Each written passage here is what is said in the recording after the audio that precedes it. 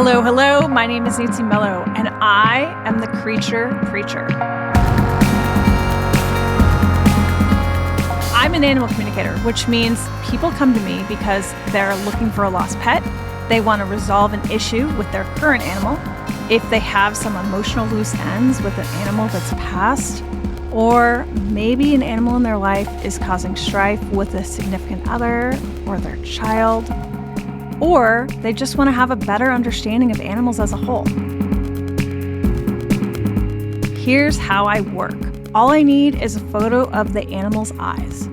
You know how they say eyes are the window to the soul? Well, that's exactly how I work. I receive information directly from their eyes. That's how I hear them. And I don't know anything about them or their human before the reading starts. Listen, I don't BS. Period.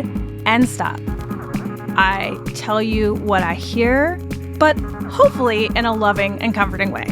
I got into this work because I was at a low point in my life, and I realized that if I could help one person or one pet, then I had done my job, then I had served my purpose, and that's why I want to talk to you. On the show, I'm going to talk to people just like you, pet owners, animal lovers, and anyone trying to get in their animal's mind or curious about animals as a whole. And I'm going to tell you what your animal has been trying to say.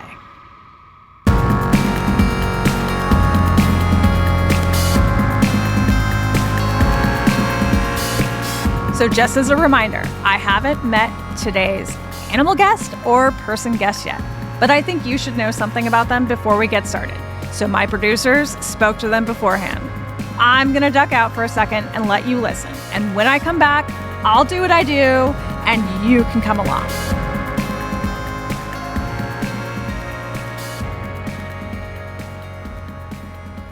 Jay Bostick, live in Houston, Texas. So I'm Joe Bostick, obviously husband of Jay, and I've got Boomer here. Boomer was our first dog, and we classify Boomer as our little devil. So today we are meeting with a pet psychic to understand the fractured relationship between Boomer and I and why we cannot seem to cohabitate in peace.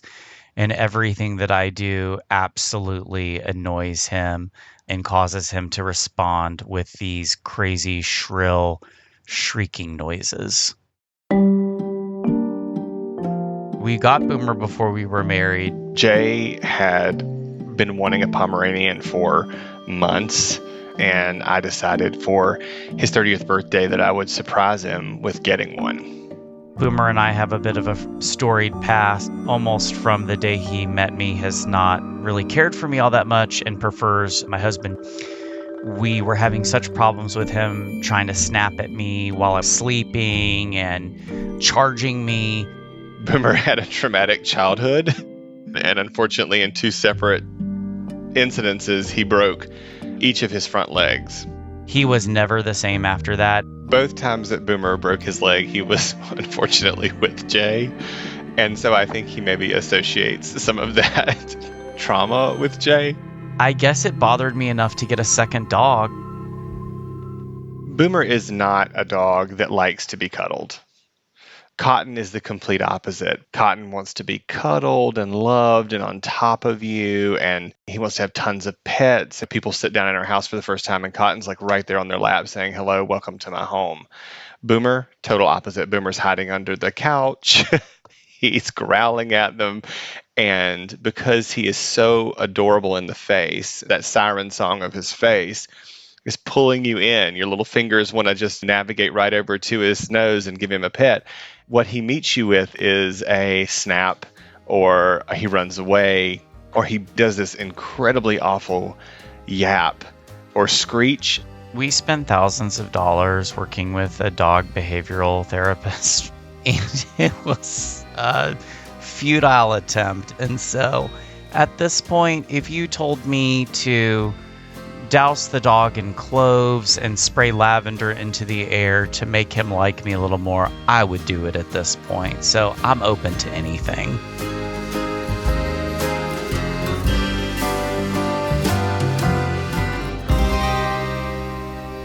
hi guys. Where are you in the world speaking to me?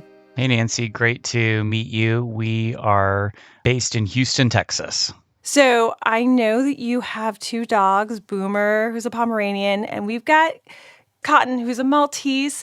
When I'm speaking to 2 dogs, unlike when I'm speaking in a medium capacity where people have different accents, different words that they use, animals sound all the same in my head. And Boomer and Cotton are both little, cute, itty-bitty white dogs. So I'm going to do my utmost effort to speak to just Boomer, but I have a feeling Cotton will come in there as well. So if Cotton kind of steps in, it sounds more like something Cotton would say, let me know. So I know you sent me the photo of Boomer, the Pomeranian, beforehand. So I was chatting with Boomer, and the first thing I was hearing from him is he said, I'm in charge. He said, I'm in charge, and he's very sensitive about being picked up. He doesn't like hands near his face. And he kept saying something about he doesn't like his eyes touched. And I couldn't pick up if it was his left eye or his right ear, but he kept saying something was off with his ear or it was itchy. Do you notice that, him kind of going after his ears a little bit? So Cotton for sure, with the itchy, But everything else you said about Boomer was spot on. Spot on. Does not want to be picked up and will scream. And he gets a little, like, snappy, too, right? Boomer's like, no. Like, he uses his mouth. How old is Boomer? 11. Oh, okay. So he's old man. Mm-hmm. He's old man dog. Sometimes it's just that old man energy of leave me alone, get off my lawn. He also doesn't like his face cleaned. He does not like anyone touching his face. And he says his mouth is sensitive, especially his lower jaw. Have you guys noticed that? He just had all but 6 teeth removed, so that makes sense. Oh, poor puppy. We sent him for the dentist, and they just said at this point, he's old enough that we've got to take. They actually said all should come out, but they were going to leave 6 so that he could do some chewing. So no wonder he's a little bit persnickety. He's a little bit of a grumpy pants. So that's why his mouth is hurting. He just wants more comfort. He also says his stomach is quite sensitive. And I know, sweet boy. He says, I can't eat all the time. I can't eat so much. I can't eat so much. And it's almost like he gets annoyed that he can't eat. And so he'll eat little bites throughout the day. So I'm curious if he used to eat maybe 1 big meal a day or 2 big meals or even 3 because he's a small dog. And now it's kind of come into him he wants snacks every few hours. He also says he likes to be fed by hand. He likes it when you put food from your fingers, and I'm kind of doing the pincher shape with my fingers, and he likes to take it that way. I mean, that sounds all very Boomer. It sounds exactly just like him. Yeah, I mean, he prefers absolutely from my hand, especially. Mm-hmm. Okay, so speaking of your hand, especially, Joe, so Jay, he and you don't always see eye to eye, right? He does not like when you come towards him. He says that you chase him. He doesn't like when you chase him and make him go out. I feel like, Jay, of the 2 of you, you're the parent in the family, and you say, okay, Boomer, it's time to go out, and you will go and try and get him, and he runs away. He says, I don't like you chasing me. He says he wants the door open so he can go out at all times. He doesn't want to be told to go out. Nancy, I am freaking out right now because I did not share any of this information, and you are spot on all this stuff. I absolutely do try to go and love on him, and he wants nothing to do, and then I end up kind of chasing him around like, come here, let me pet you. And same deal, I'll say, hey, it's time to go to the bathroom, and he will growl at me on the way out, go and use the bathroom, and then kind of growl at me on the way back in like, are you happy now? So here's the thing, Joe, you are the fun parent. Joe, you are the one that gives him treats. And I see him kind of doing circles. He does a little dance for you. And Joe, do you have a special song for him? Or do you and Jay have a special song for Boomer? Something about Boomer boy, Boomy boy, something about my boy. And Boomer and you are 2 peas together forever, best friends. Yeah, absolutely. 100%. I let him be himself. He does like a little dance. Yeah, Boomer does this sort of circus dog dance where he gets on his hind legs and he sort of like walks around on his hind legs in a circle. I mean, he might as well have a hat on, which, by the way, he wouldn't be able to stand either. And then as soon as Jay comes forward, he's like, you're messing with his flow, Jay. The real difference I see is you're the fun parent versus the parent that's actually making him do something. So that's clear. And I think it's unfortunately, just like with parents of human children, it's the roles that we have chosen within the family dynamic. One of us is going to be more authoritative. One of us is going to be more, okay, let's do this. But I think the challenge with you guys is it doesn't switch as often.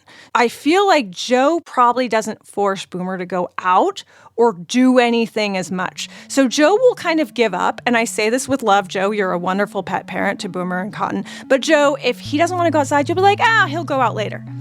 But then Jay, you're like, no, he needs to go out now. It's 10 o'clock at night. And Joe, I feel like maybe it is a little bit of not wanting to be the bad guy because you just enjoy being the favorite. After the break, I'll try and help Jay reconnect with Boomer.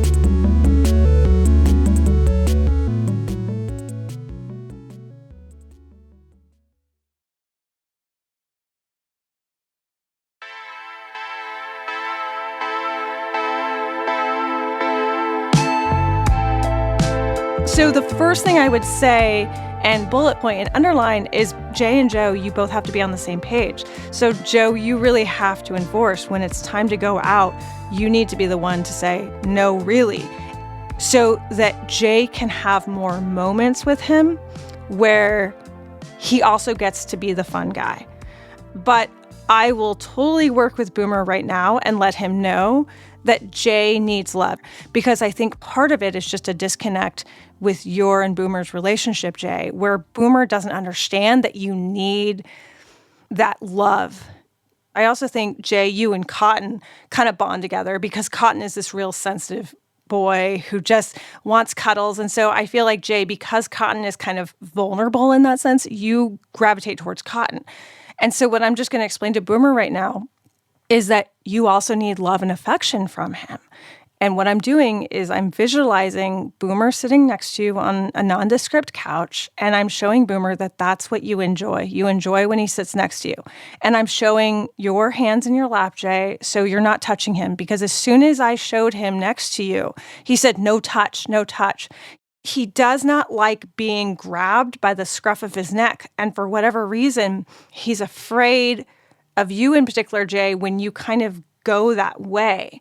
And it might just be if you've tried to put on a collar before, but he's very sensitive. And so I'm showing him, first of all, that you would never, ever hurt him, and that he's a very good boy, but that you need to know that he cares about you. Before I forget, another thing that I caught in the very beginning is that Cotton annoys him.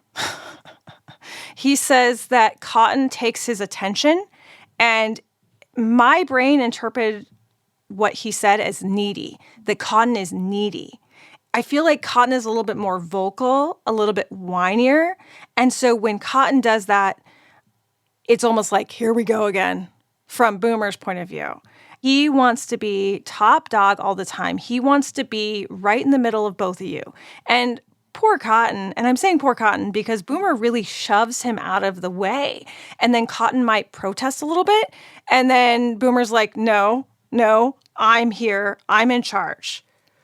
I think that's true. I think that you see it a lot, especially whenever we're just relaxing. Cotton always wants to be up on you, and Boomer gets really upset if Cotton is trying to jump up and be close to you and growls at him. But it doesn't stop Cotton. I'll tell you that. Cotton pushes right through. But is Cotton a little bit younger? Cotton's a little older. Oh, he's a little bit older. We think he's 1 year older, but we adopted him a year after we had Boomer, so he's a year less in our household because we rescued him. Okay. So that checks why Boomer really feels like he's leader of the pack.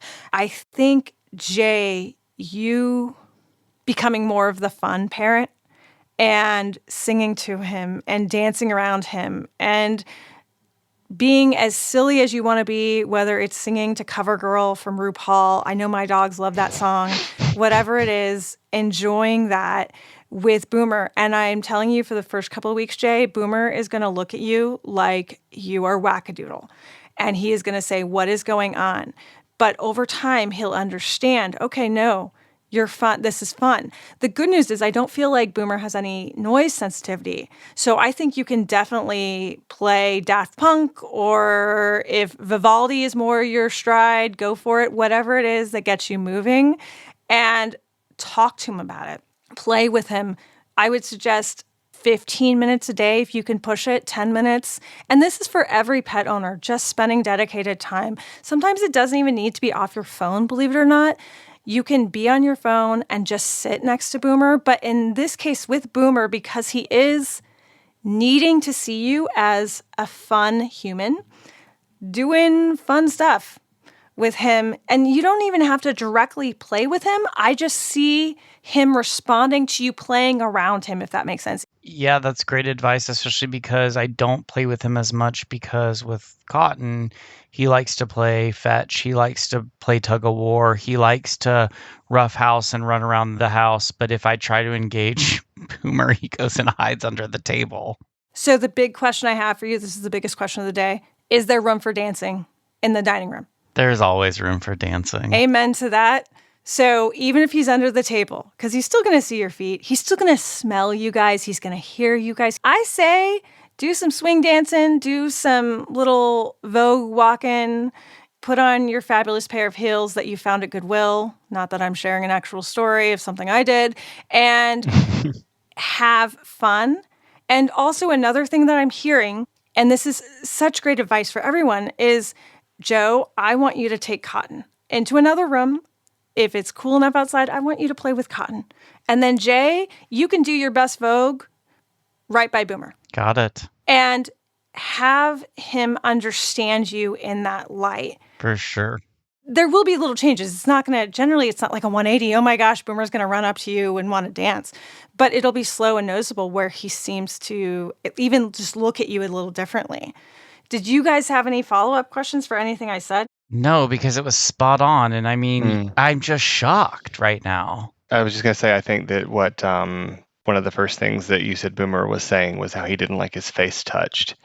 That makes a lot of sense because yesterday I gave him a shower and I spent 20 minutes trying to clean his whiskers and his face.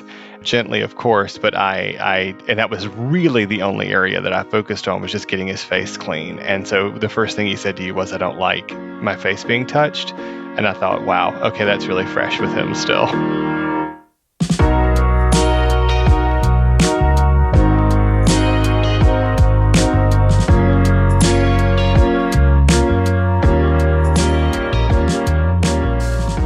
I texted our friend just now at the end and said, in all capital letters, shocked. Things I did not share with Nancy immediately called out. You know, I was skeptical going to this because I've never met with a psychic. And so I went in wondering, is she going to say this dog that we've had for, over 10 years is docile and he feels loved and accepted? And, out the gate, she was saying things. It's true. I make him go outside. And when he growls at me, I say, I don't want to hear it. Like, I've got to go to a meeting and you're going to go now or you're not going to go.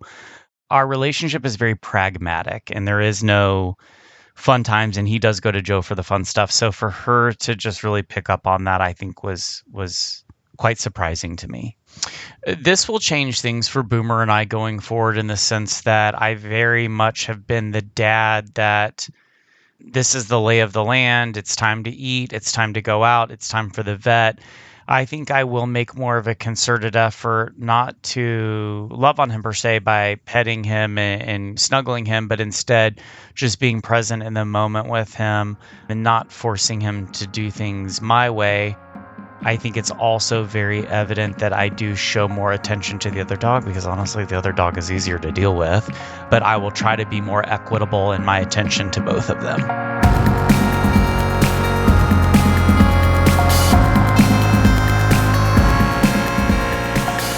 Creature Preacher with Nancy Mello is produced by Rococo Punch. Our producers are Catherine Fenalosa, Emily Foreman, and Andrea Aswahe, with help from James Trout. Social video by Lauren Wyan. For more details on the series, go to creaturepreacherpod.com. You can reach out via email too. podcast me at rococopunch.com. The show was launched with the help of some of the best in the business, and it wouldn't have happened without them.